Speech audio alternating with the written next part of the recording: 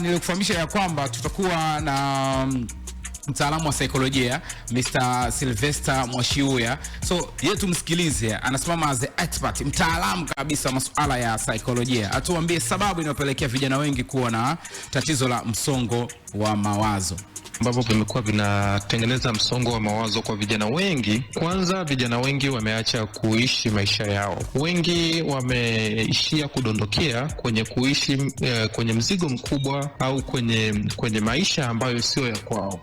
Wengi wanaangalia namna ambao wale wenzao, whether mtu alisoma naye, whether ni mtu amekuwa naye au ni mtu ametoka kwenye sehemu moja, anapomuona amefanikiwa, wamepata nafasi fulani au ameweza kupossess vitu fulani, watu wengi au vijana wengi wanaanza kuhisi nao wana deserve kupossess, wanajihisi wana deserve kuwa kwenye nafasi hizo. Kwa matokeo yake ni nini? Wanaanza kuwa na matarajio ambayo hayabebi uhalisia wao. Wanaanza kupambana vita kubwa ambayo kimsingi sio ya kwake. Kwa hiyo namna anavyo struggle kuwa kama mtu mwingine, na namna nyingine ni kwamba vijana wengi kuna namna ambao wanaiamini wao wanatakiwa wajiwasilishe hivyo, whether waonekane wako successful, waonekane wako kwenye class fulani ya maisha, au waonekane ni kwamba ni watu wenye focus. Matokeo yake sasa yanaacha kuwafanya wakubali ile michakato midogo midogo ya maisha, kwamba anatakiwa awe na humble beginning, kwamba aanze vitu kwenye udogo na atie mkazo na focus ili afikie kwenye ukubwa. Kwa hiyo kwa sababu wao wanaona mambo kwenye ukubwa, wanataka kuonekana kwenye ukubwa, wanataka kuonekana kwenye mafanikio, wanataka kuonekana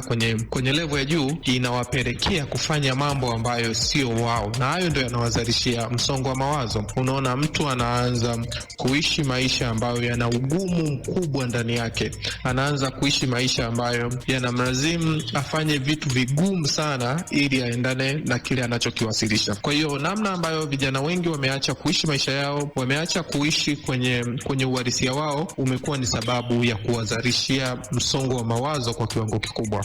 Kitu cha pili ambacho kimekuwa ni challenge ni mtazamo wa kimahusiano na mapenzi kwa vijana.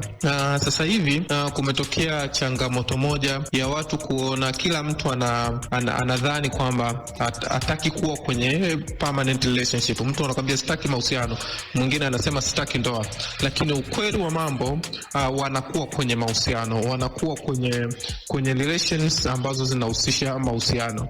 So kwa sababu wao hawana tayari mindset, wameshatengeneza picha ya mahusiano kuwa wana deserve kupata kitu kizuri, wana deserve kuwa kwenye nafasi nzuri, wana deserve kuwa na watu ambao wanaamini wao ndio watu sahihi. Kwa hiyo wamepunguza uwezo mkubwa sana wa kuvumilia, uwezo mkubwa wa kushape kwamba namna gani nataka mtu wangu awe, namna gani mtu ambaye nakuwa naye kwenye mahusiano naweza nikamjenga na kumtengeneza. Kwa hiyo kwa sababu wameondoka kwenye nafasi ya kuwajenga watu wao, matokeo yake inapotokea wanaingia kwenye mahusiano, wana struggle sana. Kwa nini wana struggle? Kuna muda anamhitaji mtu lakini akili yake inamwambia hahitaji kuwa na mtu. Kwa hiyo ile struggling inamsababisha apotee kwenye ile line ya kuwa yeye katika mahusiano. Matokeo yake ni mahusiano hayo yanaanza kuwa magumu, na wengi wanaishia kupata misongo kwa sababu anaweza kaa na mlaumu mtu lakini hajipi time ya kujiangalia yeye engagement yake, kwamba na mimi kwenye mahusiano, mimi kwenye mapenzi naweka nini zaidi ambacho kinaweza kikazalisha kile kitu kizuri ambacho nataka nikivune.